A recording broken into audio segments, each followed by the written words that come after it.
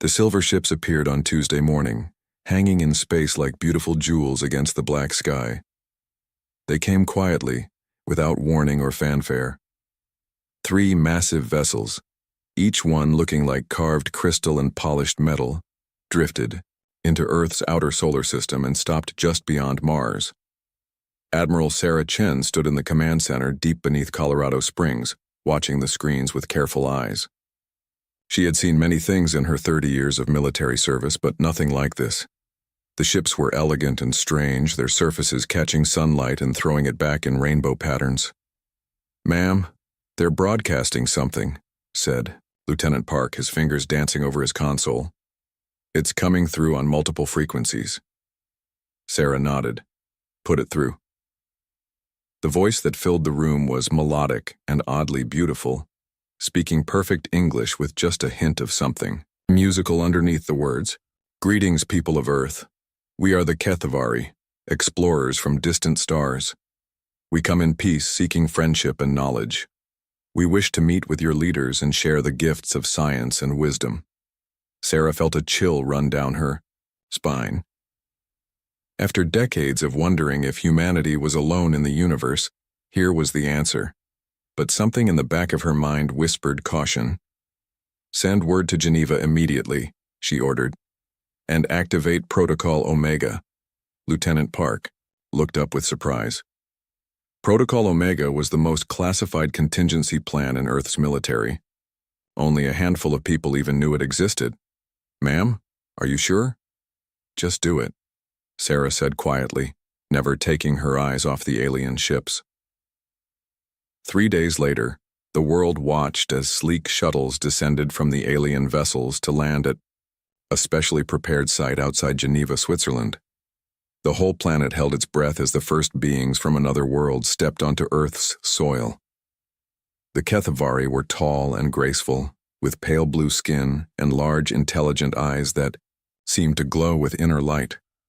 They wore flowing robes that seemed to shift color as they moved.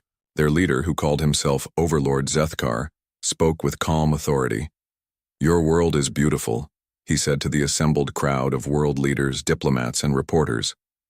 "We have traveled far to meet you, drawn by the signs of intelligent life on your planet." Ambassador Marcus Webb, Earth's chief diplomat, stepped forward with a smile. "Welcome to Earth. We are honored by your presence and eager to learn about your civilization." Overlord Zethkar's lips curved in what might have been a smile. "And we are eager to learn about yours. We offer gifts of friendship." He gestured, and other Kethavari brought forward devices that hummed with unknown energy.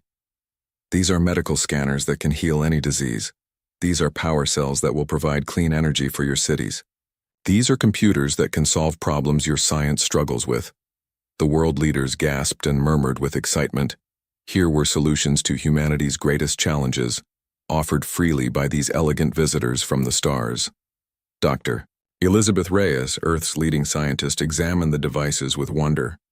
"The technology is incredible," she whispered to Ambassador Webb. "These power cells alone could end the energy crisis forever." But Admiral Sarah Chen, watching from the back of the Great Hall, noticed things that others missed. The way the aliens' eyes moved constantly, recording everything. The subtle scans their devices performed on every human in the room. The careful questions they asked about Earth's population, resources, and military capabilities. The negotiations continued for days. The Kethavari were charming guests, sharing stories of other worlds they had visited and technologies that seemed like magic. They spoke of the Veltari, a species of artists whose beautiful cities they had helped to preserve. They mentioned the Morden, brilliant engineers whose inventions had enriched the galaxy. They told tales of the Kreshtai, mighty warriors who now served as guardians of peace. "So many worlds, so many friends," Overlord Zethkar said during a formal dinner. "The galaxy is vast, but intelligent life is precious. We seek to bring all thinking beings together in harmony." The world leaders were captivated. Here was hope for humanity's future among the stars, partnership with beings who seemed wise and benevolent. But late at night, in a secure bunker far from Geneva, Admiral Sarah Chen spoke quietly into an encrypted communicator. "Nemesis, this is Command. Status report. The voice that answered came from somewhere in the cold darkness of space, from a ship that no sensors, on Earth or in the alien fleet, could detect. Command, this is Captain Elena Vasquez aboard the Nemesis. We are in position and maintaining full stealth. The alien vessels show no sign of detecting us. Good. Keep watching and recording everything. I don't trust these visitors. Neither do I, Admiral. Their ships are armed with weapons I've never seen before. And there's something else. I'm picking up encrypted transmissions between their vessels. They're not speaking the same language they use with us. Sarah felt her suspicions growing stronger. Can you decode their communications? Working on it. But Admiral, if these beings are as peaceful as they claim, why are they scanning our military installations? Why are their ships positioned in perfect attack formation? And why do their gifts contain microscopic devices that I can only describe as spy equipment? Sarah's blood ran cold. You're certain about the spy devices? Positive. Every piece of technology they've given us is transmitting data back to their ships. They're mapping our world, counting our people, measuring our defenses. Keep monitoring, Elena, and be ready. Ready for what, Admiral? Sarah stared at the reports on her desk, filled with glowing descriptions of Kethvari generosity and wisdom. But she remembered her grandfather's stories about wolves that came to the farm looking gentle and friendly, right up until they showed their teeth. Ready for the moment they stopped pretending to be our friends. The next morning brought more celebrations as the Kethvari demonstrated their gravity manipulation technology, making huge blocks of stone float like feathers. Children around the world watched in wonder as the aliens created beautiful light, displays in the sky above Geneva. Overlord Zethkar stood before the cameras with his arms spread wide. This is just the beginning, he said. When you join the greater community of worlds, such marvels will be commonplace. Your species has such potential. We are honored to guide you toward a brighter future. But Admiral Sarah Chen was not watching the demonstration. She was in her command center studying sensor readings and tactical reports. The alien ships had moved during the night, positioning themselves over Earth's major cities. Their weapons, previously hidden behind elegant curves of crystal and metal, were now clearly visible to her satellites. Ma'am, Lieutenant Park said, quietly, we're detecting massive energy buildups in the alien vessels. Whatever they're planning, it's big. Sarah nodded grimly. She had hoped she was wrong, hoped that her decades of military experience had made her too suspicious. But the evidence was clear.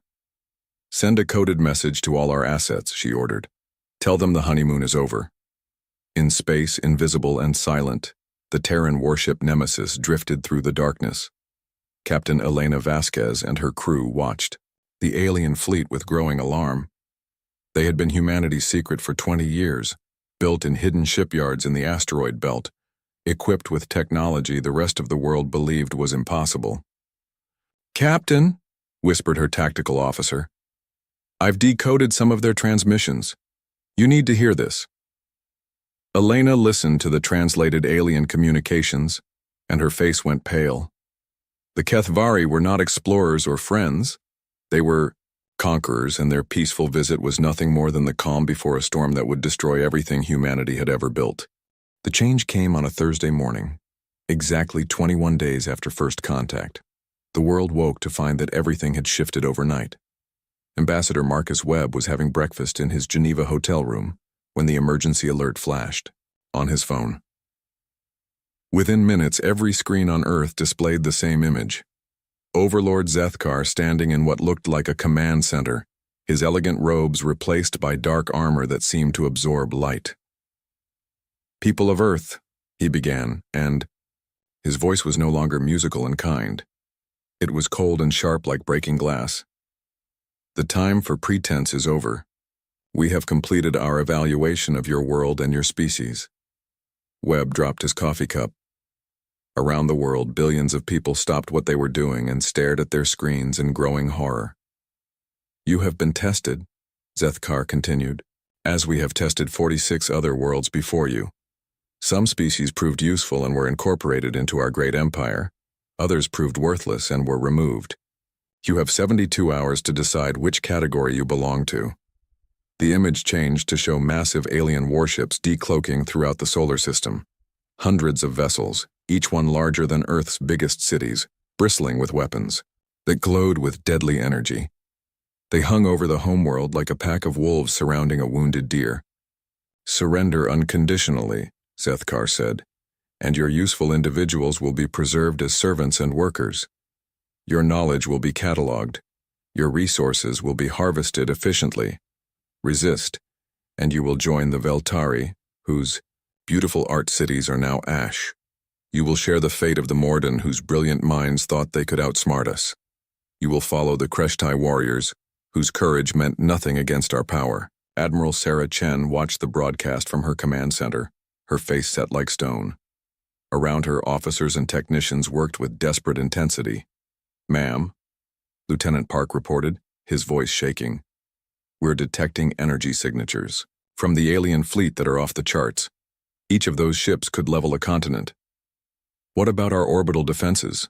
Sarah asked. "The aliens are jamming most of our satellites. The few that are still working show that our defense platforms are like toys compared to what they're bringing against us." Sarah nodded grimly. She had expected this, but the reality was still overwhelming. Humanity's mightiest weapons were nothing against technology that could manipulate gravity and bend space itself. "Get me President Morrison," she ordered.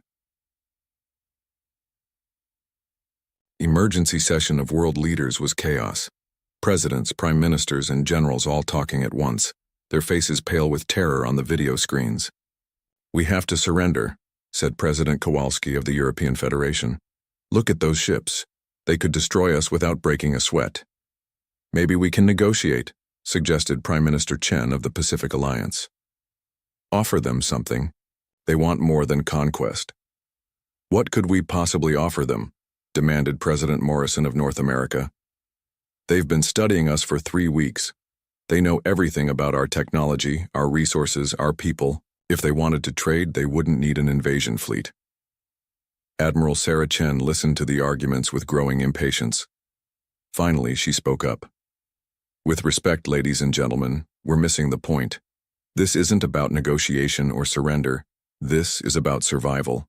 "But Admiral," President Morrison said, "our combined military forces are no match for even one of their ships, let alone hundreds." Sarah's expression was unreadable. "Perhaps, but we won't know until we try." The alien demonstration began an hour later.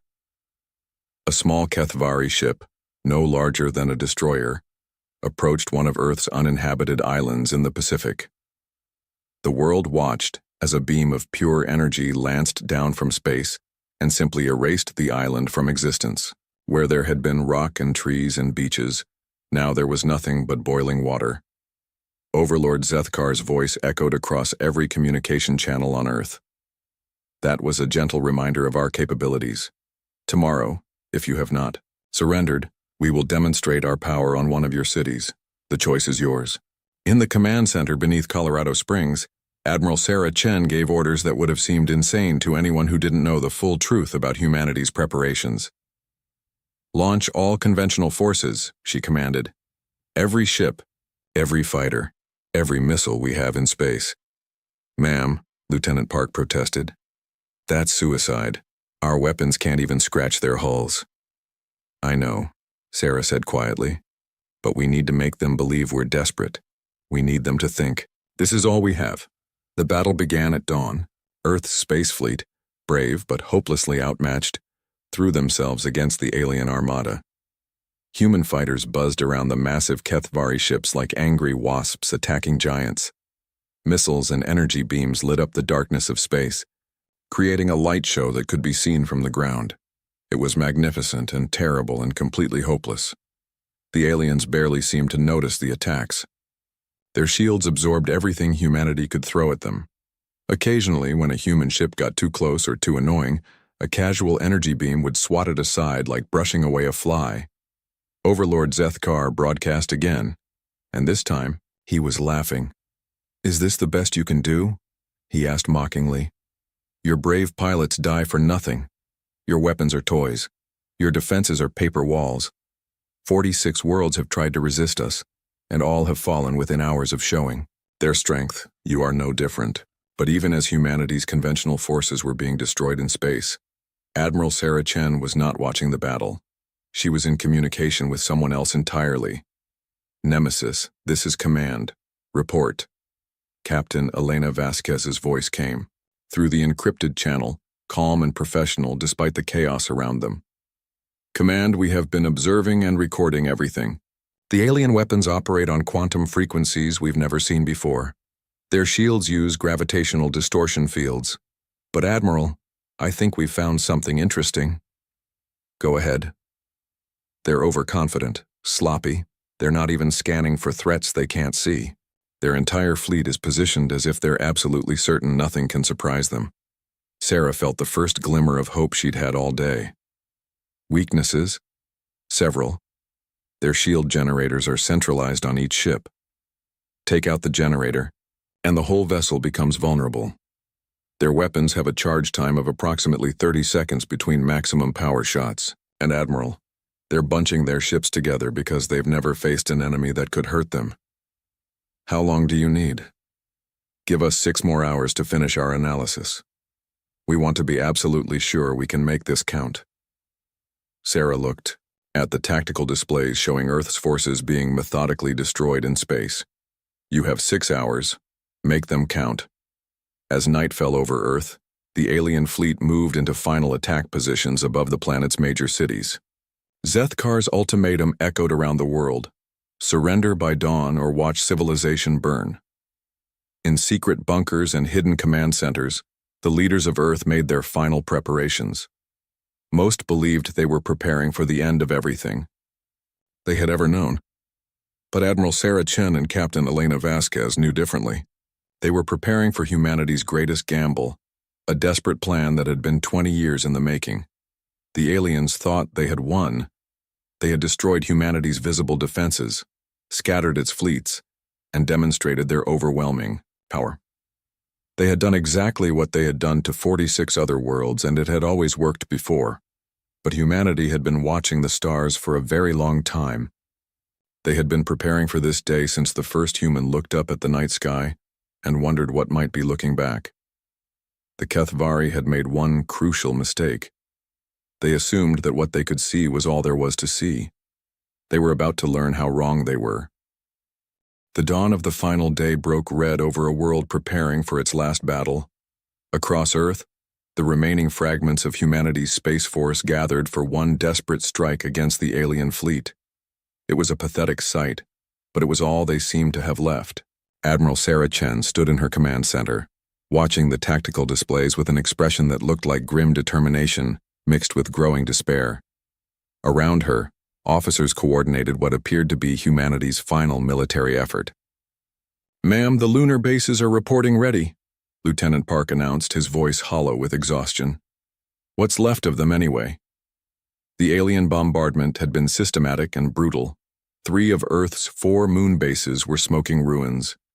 The orbital defense platforms were debris floating in space. The great space station Columbus had been vaporized so completely that not even wreckage remained.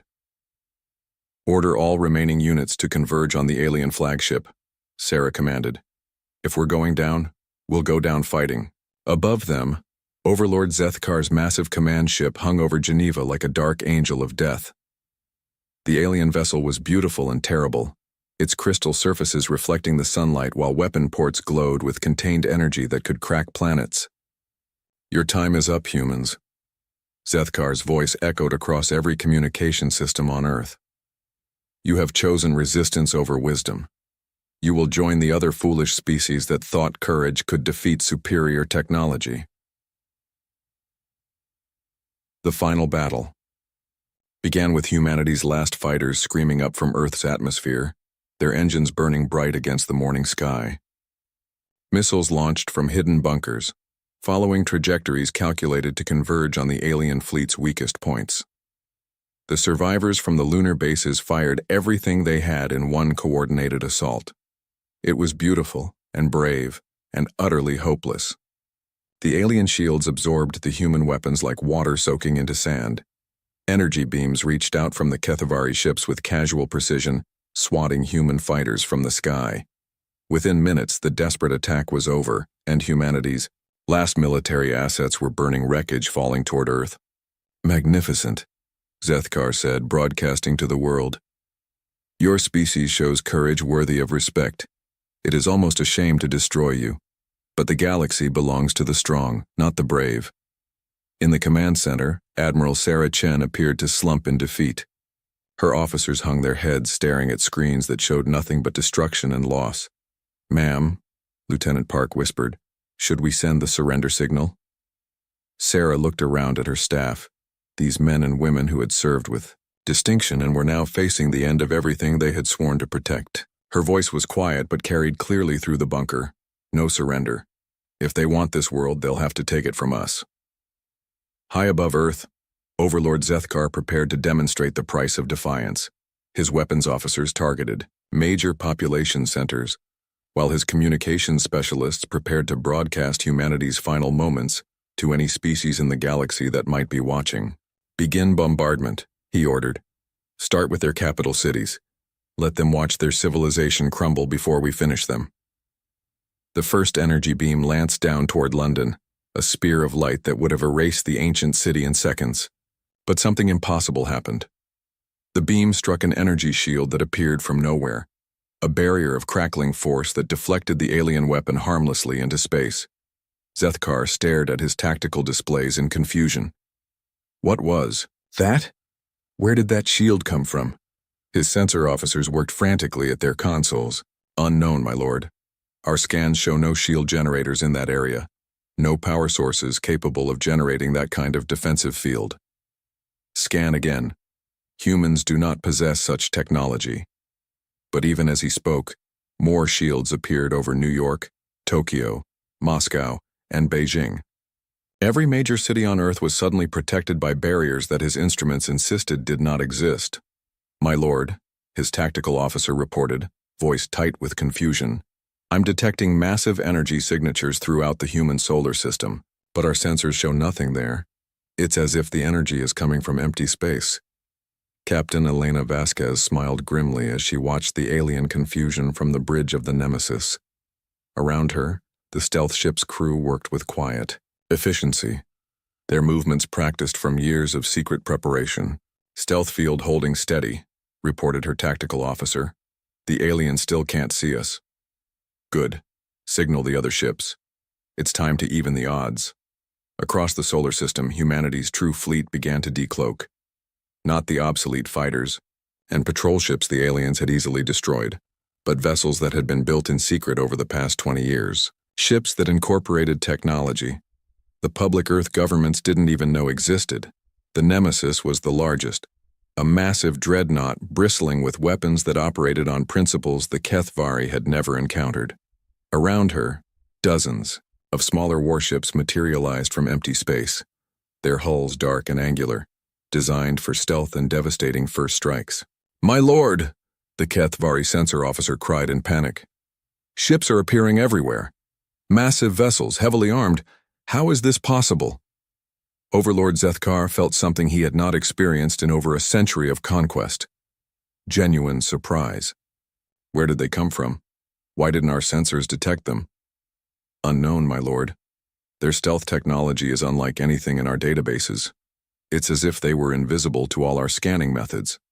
On Earth, Admiral Sarah Chen dropped her mask of defeat and spoke into her communicator with calm authority. "This is Admiral Chen to all Terran Defense Fleet units. You are authorized to engage the enemy. Show them what humanity is really capable of." The battle that followed was unlike anything the Kethvari had ever experienced. For 1,000 years, they had conquered worlds through overwhelming technological superiority. They would arrive, demonstrate their power, and watch their enemies crumble in despair. But now they faced an enemy that had been watching them, studying them, preparing for them while remaining completely hidden. The Nemesis opened fire first, her quantum disruptor cannons punching through Kethvari shields like they were made of paper. Antimatter torpedoes streaked across space, detonating against alien hulls with devastating effect. The humans used weapons the Kethvari couldn't even identify, let alone defend against.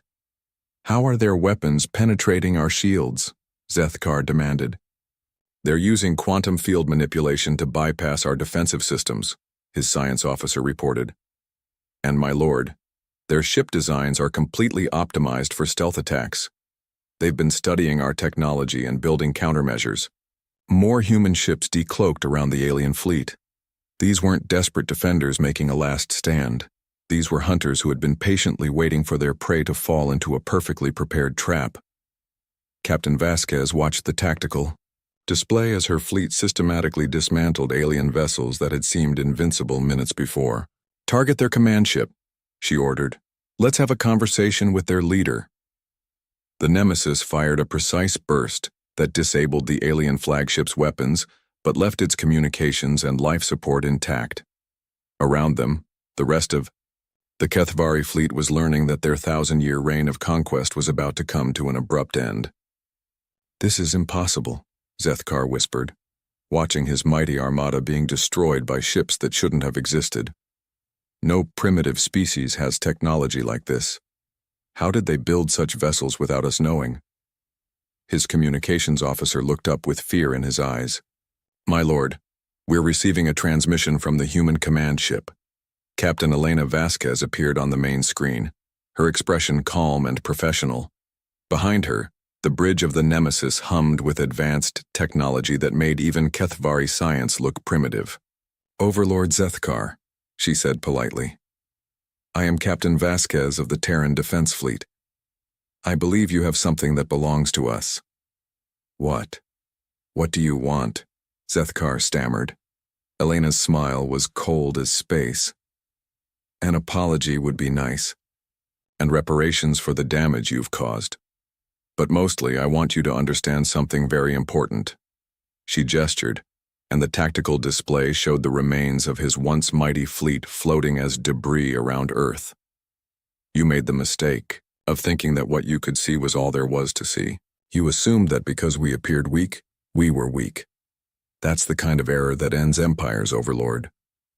Zethkar stared at the human captain, his mind struggling to process what had happened.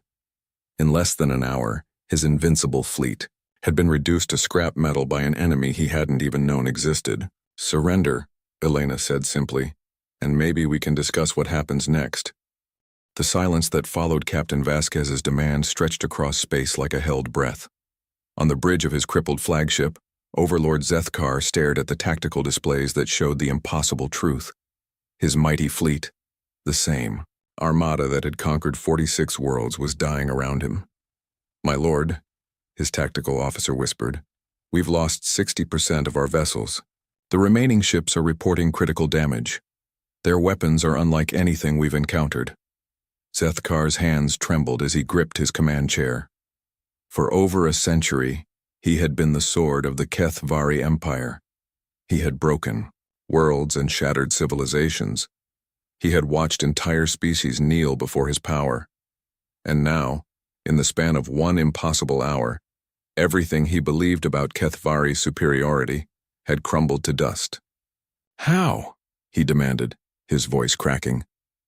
"How did primitive humans develop such technology? Our intelligence report showed them barely capable of interplanetary travel." Captain Elena Vasquez's image remained on his main screen, her expression patient but implacable. "You're making the same mistake again, Overlord.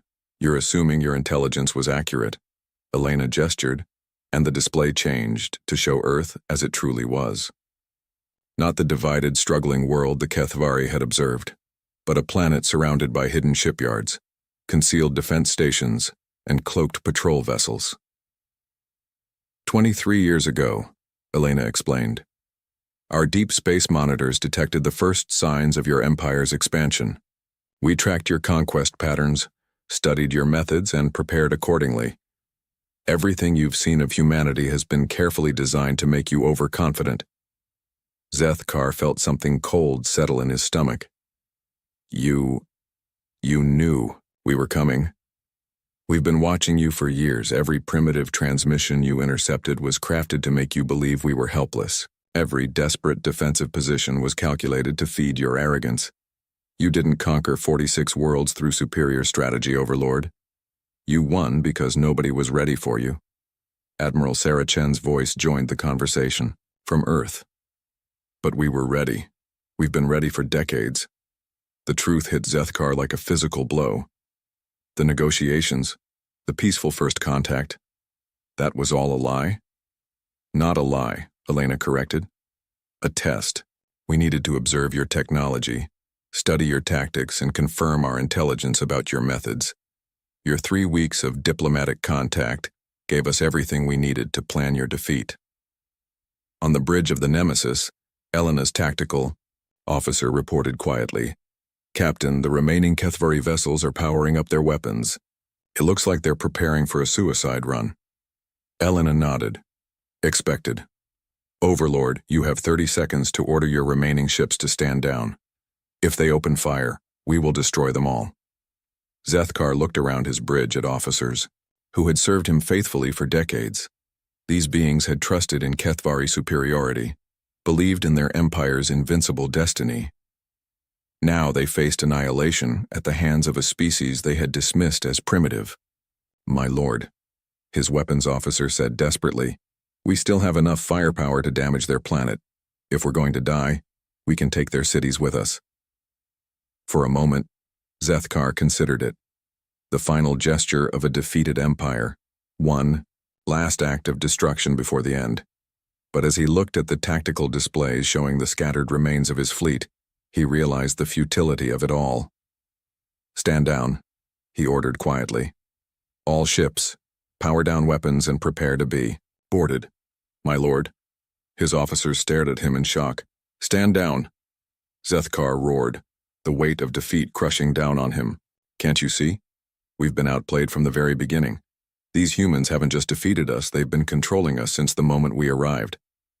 The Kethvari fleet powered down their weapons, and human boarding parties began transferring to the alien vessels. Elena watched the operation with professional satisfaction, but her mind was already moving to the larger implications of what had just occurred.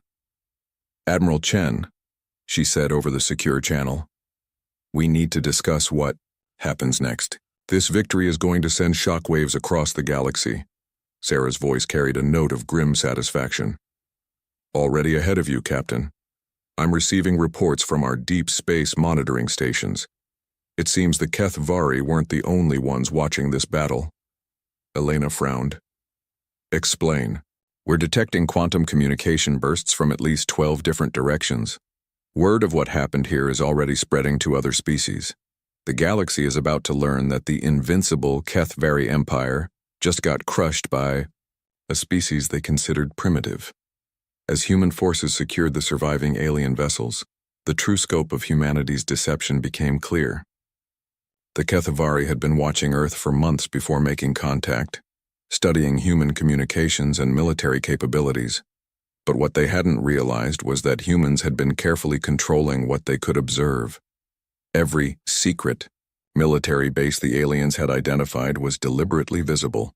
Every classified communication they had intercepted was intentionally leaked.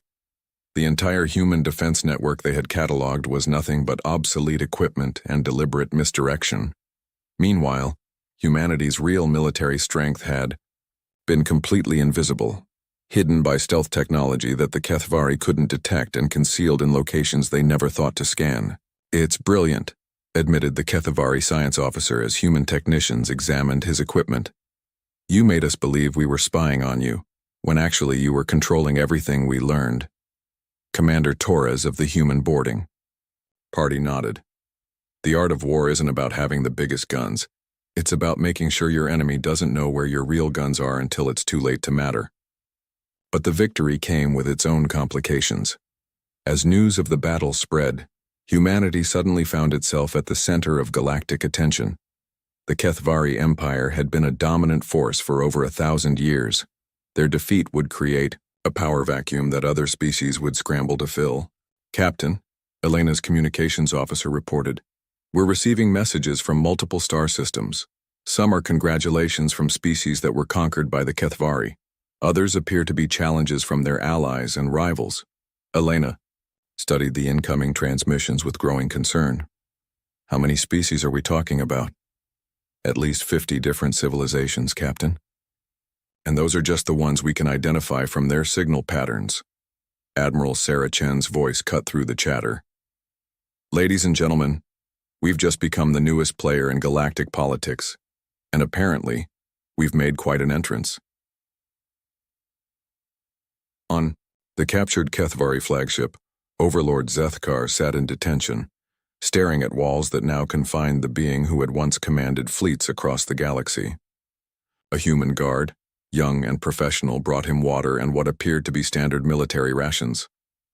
"Tell me something," Zethkar said quietly. "How long have your people been planning this?" The guard considered the question. "Since before I was born, sir. My grandmother worked on the first stealth field prototypes. My father helped build the asteroid shipyards. This has been a multi-generational effort." Zethkar felt a chill of recognition. "You planned for decades to defeat an enemy you had never met." "We planned to survive contact with whatever was out there," the guard corrected. "Turned out to be you. Could have been someone else. But we were going to be ready either way." As the last of the alien vessels was secured and the prisoners processed, Captain Elena Vasquez stood on the bridge of the Nemesis and looked out at the stars. Humanity had won its first interstellar war, but she suspected it would not be the last. The galaxy had just learned that Earth was not the primitive backwater it appeared to be. The question now was what the galaxy would do with that knowledge. 6 months after the Battle of Earth, the galaxy was a very different place. The news of humanity's victory had traveled faster than light across hundreds of star systems, carried by quantum communications that could not be stopped or hidden. The species that had trembled before Kethvari might suddenly found themselves free, while those who had allied with the Empire scrambled to distance themselves from its defeat. Captain Elena Vasquez stood in what had once been Overlord Zethkar's private quarters aboard the former Kethvari flagship. The elegant alien decorations were gone, replaced by human efficiency and function. The ship itself was now the headquarters of humanity's growing interstellar operations. "The Veltari delegation has arrived," announced Commander Torres, entering, with a data pad full of reports. "They're requesting an immediate audience, something about eternal gratitude and alliance proposals." Elena nodded wearily. It had been like this for months. Every species that had been conquered, threatened, or even looked at suspiciously by the Kethvari wanted to meet with humanity. Some brought gifts, others offered treaties, and a few came with barely concealed demands for protection. "Schedule them for tomorrow morning, and make sure Admiral Chen is available for the video conference." The human victory had revealed something that shocked the galaxy. Earth was not alone in its preparations. Admiral Sarah Chen had spent the months after the battle sharing carefully selected information about humanity's true capabilities. The galaxy learned that humans had been monitoring interstellar communications for decades, had established secret observation posts throughout nearby star systems, and had been building their hidden fleet for over 20 years. But perhaps most surprising of all was the revelation that humanity had allies. "Ma'am," Torres continued, "we've also received another message from the Mordoon Collective. They're confirming that their resistance cells are ready to coordinate with our operations against any remaining Kethvari loyalists." Elena smiled grimly. The Mordoon had been one of the Kethvari's earliest conquests, their brilliant engineering, minds supposedly integrated into the Empire's technological development. What the Kethvari hadn't realized was that the Mordoon had been secretly sabotaging their conquerors' equipment for decades, introducing subtle flaws and hidden weaknesses that humans had been able to exploit during the battle. And the Kreshtai? Still refusing formal contact, but our intelligence suggests they've begun open rebellion against Kethvari occupation forces in the Outer Rim. Their message was brief. "The humans have shown the way. Now we finish what they started." The door chimed and Admiral Sarah Chen appeared on the main communication screen from Earth. Behind her, the familiar command center buzzed with activity as humanity adapted to its new role as a galactic power. "Elena, I hope you're ready for this," Sarah said without preamble. "We've just received intelligence that changes everything." "What kind of intelligence?" Sarah's expression was grave. The Kethvari Empire wasn't just a conquest force. They were running from something. Something that made them seem peaceful by comparison. Elena felt a chill run down her spine. Explain. According to the data we've extracted from their archives, there's another empire out there. The Kethvari called them the Devourers. They don't conquer worlds like the Kethvari did. They consume them entirely, stripping planets down to bare rock and moving on. Torres looked up from his datapad with alarm. Are they heading in our direction? Unknown. But here's the interesting part. The Kethvari expansion wasn't about conquest for its own sake. They were trying to build up enough military strength to face the Devourers when they eventually arrived. Every species they conquered, every world they claimed, was meant to be a resource in a much larger war. Elena absorbed this information with growing concern. So by defeating the Kethvari, we've potentially left the galaxy defenseless against an even worse threat? That's one way to look at it, Sarah admitted. But there's another perspective.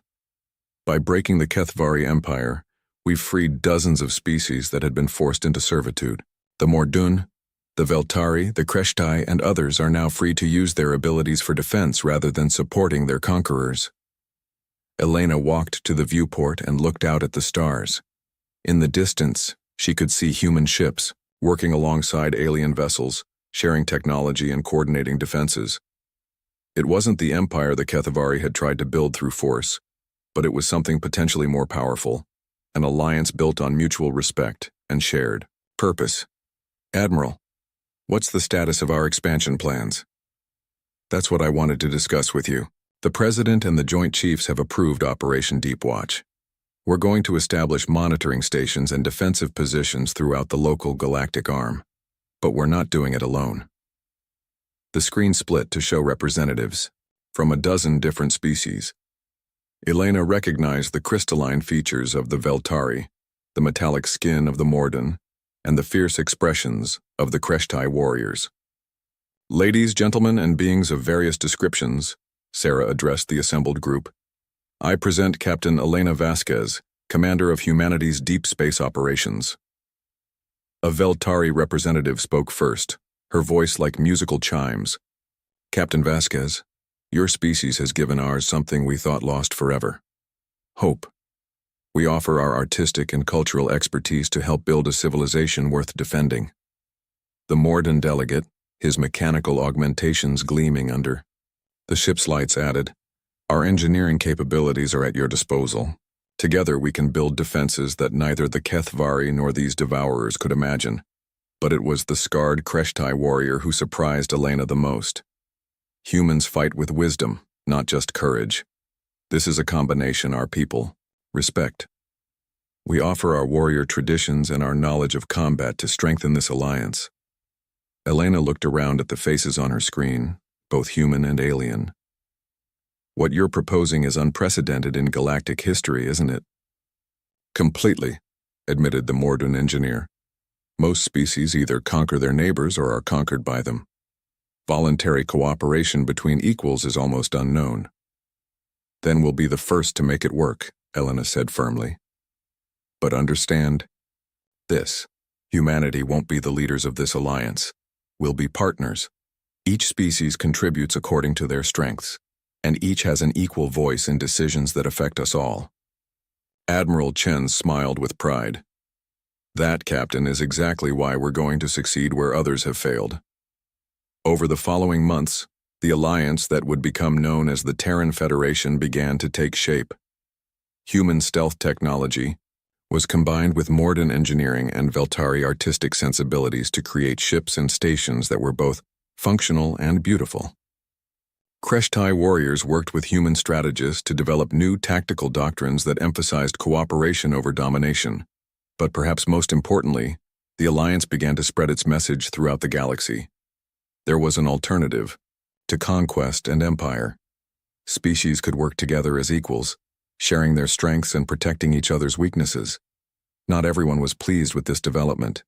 Several major powers that had profited from the Kethvari system of domination began making threatening gestures toward the growing alliance. But they faced a problem. How do you attack an enemy you can't see coming? Humanity's gift to the galaxy wasn't just military victory. It was the proof that patient preparation, careful planning, and the wisdom to appear weak while being strong, could overcome any amount of brute force and arrogance.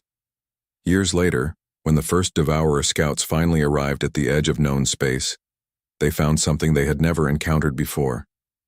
A galaxy united not in fear or submission, but in determination.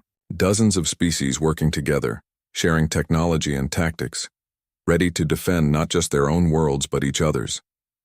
The Devourers had consumed 100 galaxies by appearing stronger than any single species could resist. But they had never faced anything like the Terran Federation, where seeming weakness hid incredible strength, and where the greatest power came not from domination, but from cooperation. Captain Elena Vasquez, now an admiral commanding the largest fleet in galactic history, received the first Devourer surrender message with the same calm professionalism she had shown years before. "This is Admiral Vasquez of the Terran Federation," she broadcast to the defeated enemy fleet. "You made the same mistake everyone else has made. You assumed that because we chose peace we were weak. You thought that because we preferred cooperation to conquest we couldn't fight when necessary." She paused, looking out at the stars that now represented not just humanity's future, but the future of all thinking beings who chose freedom over fear. Welcome to the galaxy where the meek inherited the stars, and the wise learned that the greatest strength